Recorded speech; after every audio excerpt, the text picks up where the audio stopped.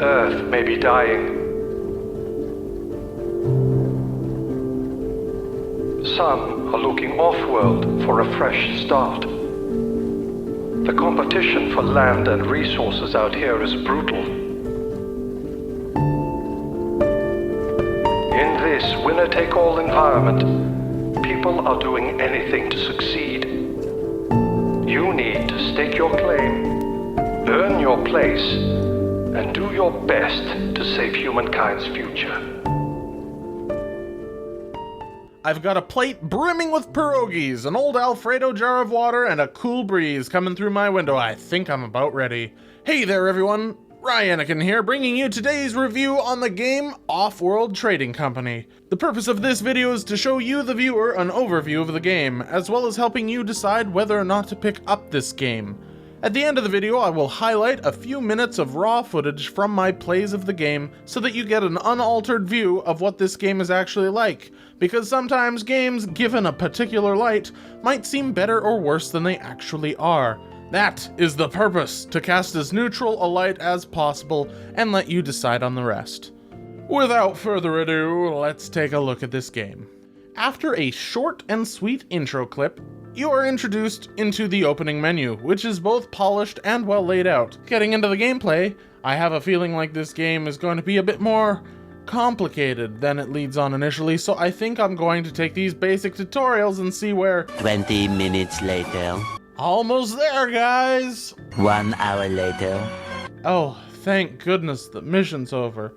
Gosh darn it! So the tutorial took over an hour and 28 minutes to complete, but to be honest, they weren't that bad.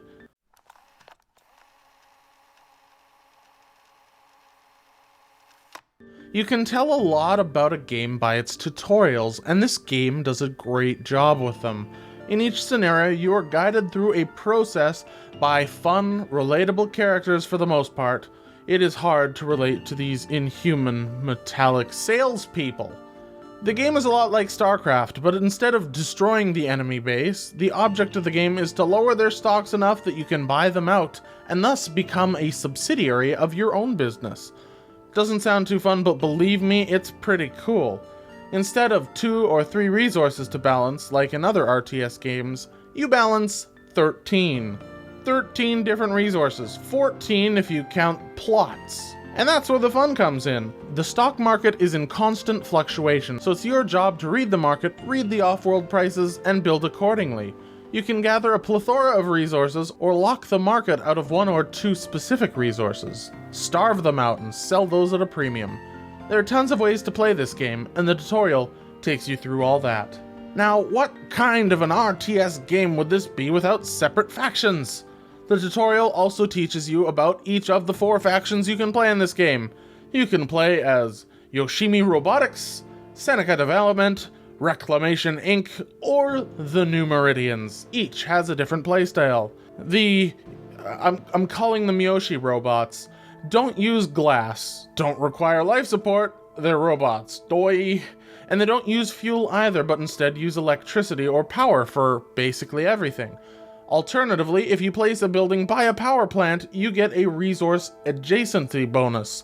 In other words, you get more of the resource from that particular plant. Seneca Development is very, I would say it's the in-between class, a hybrid between the other factions. They get an extra plot of land for every time you upgrade your main building. The transport vehicles are 50% faster, meaning you can gather resources from distant locations with a higher efficiency than any other class, and they use less steel. Whoop-de-doo on that one. Reclamation Inc., aka the Organized Crime Corporation, use carbon instead of steel, and that's actually a pretty big deal. They can sabotage other companies from the black market at a higher rate than normal, and since the black market is the only way to effectively screw your opponents, it tends to be pretty important.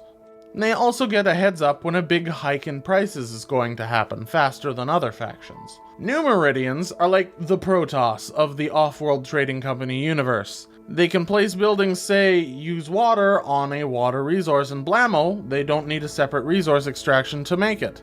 Additionally, patents are 50% faster to get, so you can do stuff like teleport materials to your base instead of flying them, so those damn space pirates don't steal all my damn resources. Once you've picked a faction, search the land for a good base and kablamo, you're on your way to either be rich or be a subsidiary of another.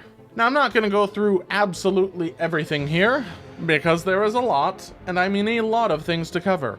However, we're still not done. To complete the campaign, it'll take on average 5.5 hours. However, that's not where the fun of the game comes from. That, my friends, is multiplayer. So to summarize what's happened so far, it is StarCraft without combat and more resource management. If that kind of thing interests you, there isn't a better game that I know of. So now, I'm gonna let you know whether I would personally buy this game, wait for a sale, or leave it alone, if I didn't already own it. Considering its retail price of $22, I would buy it.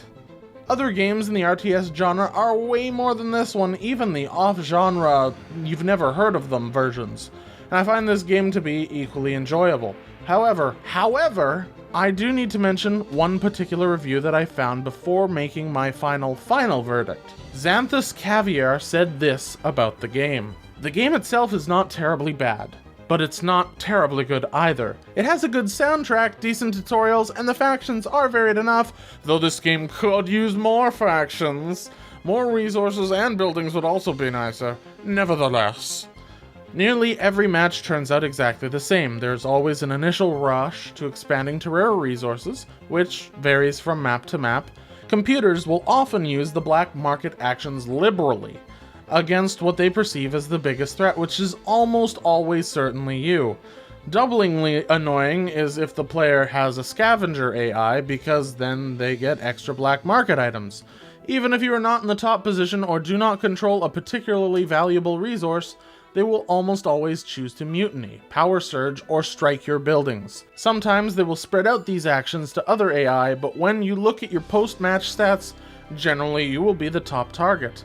That can be pretty annoying, particularly when they chain one after the other. I would not have bought this game at its current price. I received it through Humble and might be happy if I spent less than $5 on it.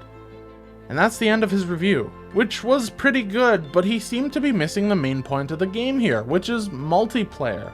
He talks about the AI being a little on the scummy side. Well, that's the AI in every game. They're all evil, all the time. Welcome to the RTS world. Online multiplayer solves many of the qualms that he has. Resource scanning has a point. The game turns out varied since everyone is human, and generally speaking, you won't be carpet bombed by back-to-back pirates, because they aren't evil people. But I digress. This is your choice on a game that you could be buying, so let's let you make the final decision. I'm going to play a couple clips from the game, 3 short clips, one highlighting the beginning, middle, and end of the game, and let you decide. So without further ado, roll the clips. A scientific HQ has been founded.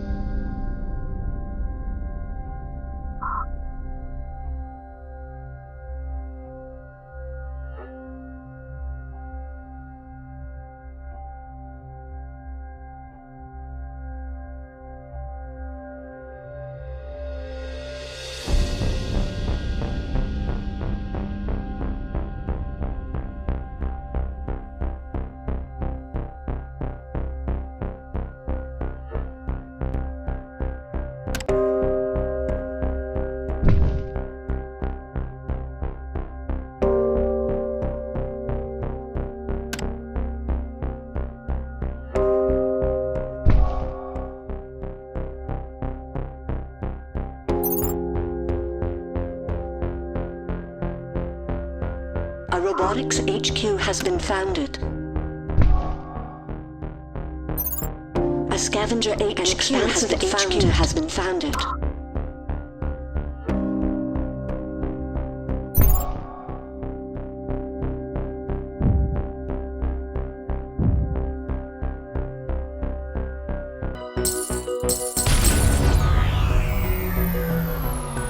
Pirates. I hate those filthy bandits.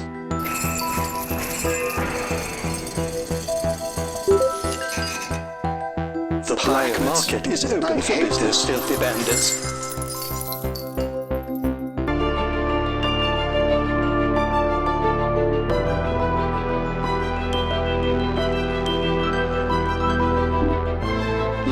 Affirmative. What a payout.